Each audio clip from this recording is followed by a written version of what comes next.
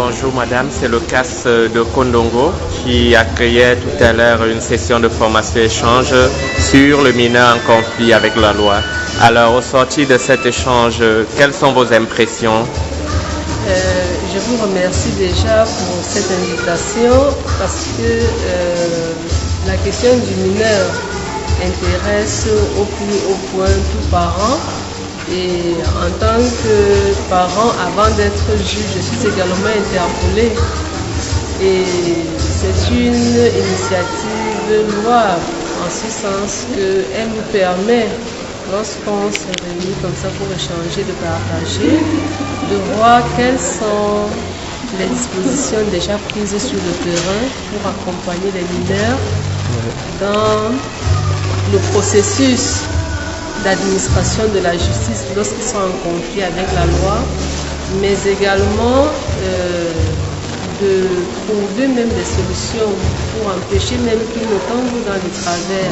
Oui, justement sur ce mot, que pourrait être le message que vous pourrez porter à l'endroit de ceux-là, des mineurs qui sont à la prison centrale de Konengi, à qui nous rendons visite régulièrement et travaillons avec eux? Quel message à eux et à leur famille également? S'agissant d'abord des mineurs qui sont en prison, je voudrais qu'ils sachent que la prison n'est pas un cimetière, ce n'est pas un monde à part. Ils sont en prison parce qu'ils ont commis des actes répréhensibles, mais ils sont encore jeunes et ils peuvent se rattraper. Il suffit simplement qu'ils se le disent et qu'ils le mettent dans leur esprit.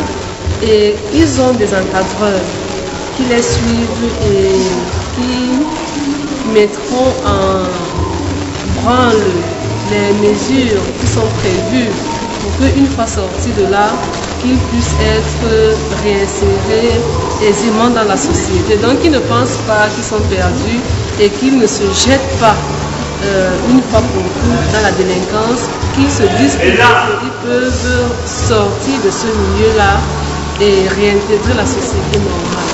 Maintenant, s'agissant de leur famille, la première chose, c'est de ne pas les abandonner. Ils ont certes commis des fautes pour lesquelles ils se retrouvent là, mais ils ont plus que jamais besoin de leurs parents, de leur famille, pour les aider justement à sortir de ce trou et à rentrer dans les familles, à rentrer dans les sociétés. Ils ont encore de l'avenir. Et si les familles les prennent en charge, ils peuvent leur offrir cet avenir. Merci madame d'avoir permis cet échange et nous vous disons à demain pour la suite de cette formation.